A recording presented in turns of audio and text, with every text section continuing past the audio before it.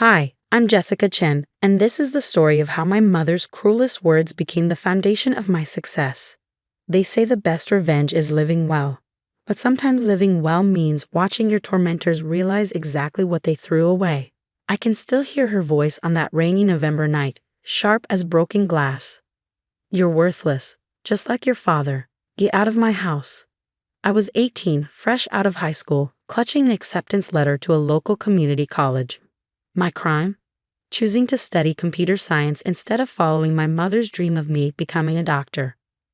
Linda Chen, my mother, had always been obsessed with status. After divorcing my father when I was 12, she'd rebuilt her image as a successful real estate agent in our affluent suburban community. Our house was a showcase of her success, all gleaming hardwood and crystal chandeliers. But beneath that perfect surface lay a woman who measured everything and everyone by their potential to elevate her social status. Computer science? She'd sneered, reading my college plans. Do you want to fix printers for minimum wage your whole life? No daughter of mine will embarrass me like this. I tried explaining about artificial intelligence, software development, the growing tech industry, but Mom was already typing on her phone, barely listening. I've already told everyone you're pre-med. The wine's daughter is starting at Johns Hopkins this fall. How am I supposed to hold my head up at the country club now? That's when I made my fatal mistake. Maybe if you spent less time at the country club and more time understanding what I want. The slap caught me off guard, sending my glasses flying. In the ringing silence that followed, Mom's perfectly manicured hand shook with rage. You ungrateful little snake, she hissed. I gave up everything to give you the best life. Your loser father hasn't paid child support in years. But I made sure you had designer clothes, piano lessons, everything. And this is how you repay me. She stormed upstairs, and for a moment I thought that was the end of it, just another of her dramatic outbursts. Then she returned with a garbage bag full of my clothes, throwing it at my feet. Get out. Go live with your worthless father if you want to throw your life away. I won't watch you become a failure. Mom, please. I said get out. She grabbed my arm, nails digging in, and practically dragged me to the door. Don't come crawling back when you're living in some filthy apartment fixing computers for minimum wage. The door slammed behind me, leaving me alone in the rain. I was 18, had $342 in my savings account, and nowhere to go. My father lived 3 states away, struggling to keep his small computer repair shop afloat. I hadn't seen him in person since the divorce. That night, sitting in a 24-hour diner with my garbage bag of belongings, I made 2 calls. The first was to my father. Come stay with me, Jesse, he said immediately, his voice warm despite the static on the line. It's not much, but we'll figure something out. The second call was to decline my community college acceptance. If I was going to prove my mother wrong, I needed to think bigger.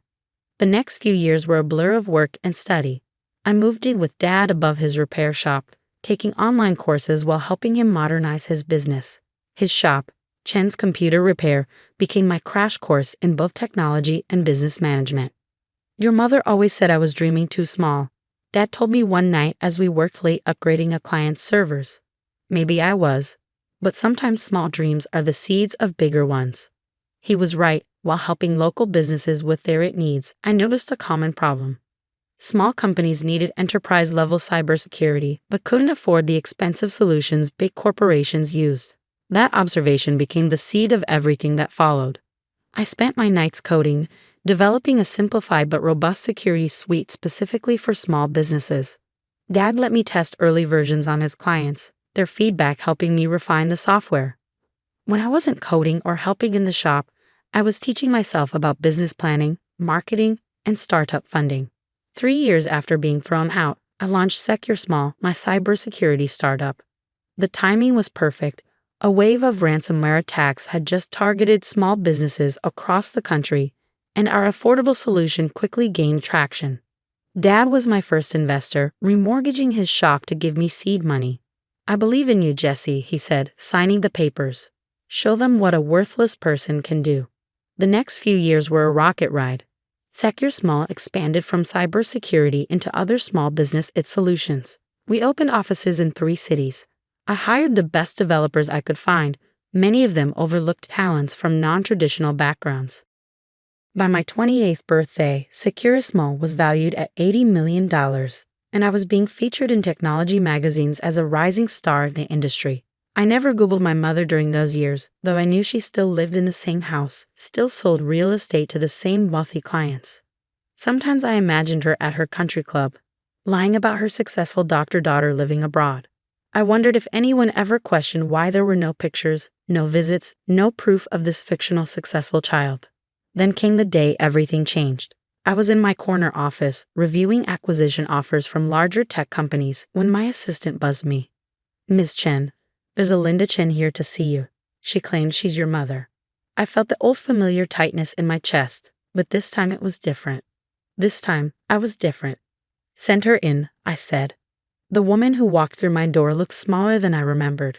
Her designer suit was a few seasons old, her smile strained, but her voice still carried that familiar mix of authority and disdain. "Jessica, darling, I've been trying to reach you."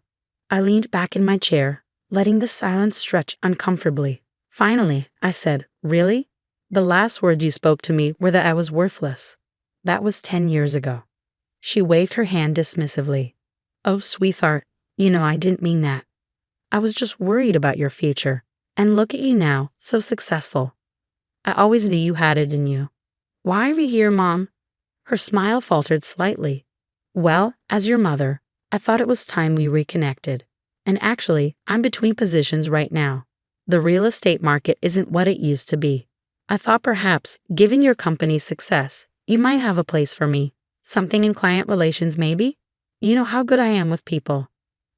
I looked at the woman who had thrown me out with nothing, who had called me worthless, who had chosen her social status over her own daughter. And I smiled.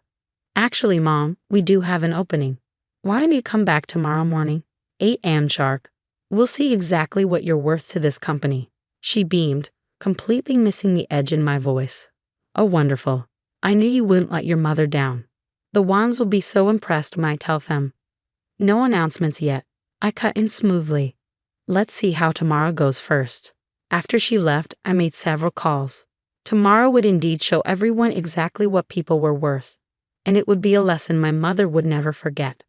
The next morning, I arrived at the office at 7 a.m. Everything had to be perfect for what I had planned. My mother arrived at 7:58, wearing her most expensive suit, her smile bright with anticipation. "Jessica, darling, I brought coffee for my successful daughter." She held up a cup from an expensive cafe, the kind she used to say I'd never be able to afford. "Follow me, Mom," I said, leading her not to my office but to the main conference room. Her smile faltered slightly when she saw it was full of people, our entire management team, several board members, and in the center, my father. "John, what are you doing here?" She nearly dropped her coffee. Dad just smiled, the same gentle smile he'd worn when he remortgaged his shop to fund my dreams. "Please, take a seat, Mom." I gestured to the only empty chair, positioned directly under the main screen. "You wanted to see what position you might be worth in this company. Let's discuss that." I moved to the front of the room, clicking to the first slide. It showed a garbage bag full of clothes on a rainy doorstep. 10 years ago, Linda Chen threw her 18-year-old daughter out of the house for choosing to study computer science instead of medicine. She called that daughter worthless. I clicked to the next slide, security footage from that night at the diner. That daughter had $342 to her name. Mom's face had gone pale. "Jessica, this is hardly appropriate for a business meeting." "Oh, but it is," I continued smoothly, "because Securus Mall's core values are built on recognizing worth in unexpected places. We hire talented developers who taught themselves coding in libraries because they couldn't afford college.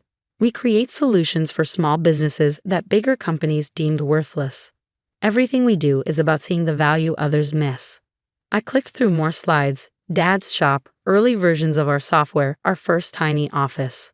When we evaluate potential employees, we look at 3 things: their skills, their character, and their judgment of worth. So let's evaluate Linda Chen. I turned to face her directly. "Skills first. You were a successful real estate agent, specializing in luxury properties. But according to public records, you haven't closed a sale in 8 months. Your license is currently suspended pending investigation of misrepresented property values." Mom's face flushed red. That was a simple misunderstanding. Character next, I continued as if she hadn't spoken. You abandoned your ex-husband when his business struggled, then prevented him from seeing his daughter. You threw that daughter out for not conforming to your image of success. And now that you're facing financial difficulties, you've come to the daughter you called worthless, expecting a job. The room was dead silent. Even the usual traffic sounds from outside seemed muted. Finally, judgment of worth. 10 years ago, you looked at a bright, ambitious 18-year-old and saw nothing of value because she didn't fit your narrow definition of success. You looked at a hardworking small business owner and saw a loser. Your judgment of worth has consistently been not just poor, but actively harmful. I clicked to the final slide, a comparison of two numbers. This is interesting, Mom. The first number is the current value of your suspended real estate license and frozen assets, approximately $42,000. The second is Secure Small's latest valuation, $80 million. Quite a gap between your judgment of worth and reality. Mom stood up, her hands shaking. I get it, Jessica. You've made your point. You're successful, and I was wrong. I'm sorry. Now can we discuss my position here like adults? I smiled.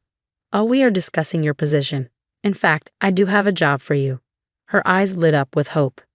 We're launching a new initiative to provide a training in cybersecurity solutions to small computer repair shops. Dad's shop was our prototype location. We're expanding to 500 shops nationwide this year. I handed her a folder. Inside you'll find a job offer. Entry-level technical support. 6-month probationary period. Starting salary matches our standard entry-level package. You'll work at Dad's shop, learning the basics of the industry you once dismissed.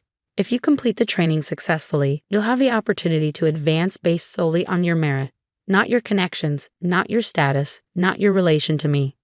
She stared at the folder like it might bite her. Technical support? At John's shop? But I'm your mother. No, Mom. 10 years ago, you made it very clear I wasn't your daughter anymore because I was worthless. You can't take that back just because my worth now comes with dollar signs attached. I turned to the room, meeting adjourned, everyone. Thank you for your time. As people filed out, Mom remained frozen in her chair, clutching the folder. The choice is yours, I said quietly. You can take the job, learn the industry from the ground up, and maybe eventually understand what real worth looks like. Or you can walk away. Either way, this is the only offer you'll ever get from me. Dad waited by the door as Mom slowly stood up, her perfect makeup streaked with tears. I need time to think, she whispered. Take 24 hours, I replied, just like you gave me 10 years ago. After she left, Dad wrapped me in a hug. You okay, Jessie? I nodded against his shoulder. You know what's funny, Dad? Part of me hoped she'd take one look at that entry-level offer and storm out in outrage. It would prove she hadn't changed at all. And now? Now I almost hope she takes it, not for her sake, but because maybe, just maybe, she'll learn what we learned. That worth isn't about status or appearances. It's about what you build, what you contribute, how you treat people. The next morning, I arrived at work to find Mom waiting in reception, wearing a simple blouse instead of her designer suit. I'll take the job, she said quietly. I nodded. Report to Dad's shop tomorrow at 8 a.m. Don't be late. As I watched her leave, I thought about worth. How we measure it, how we create it, how we recognize it in others. My mother had thrown away a daughter in search of status.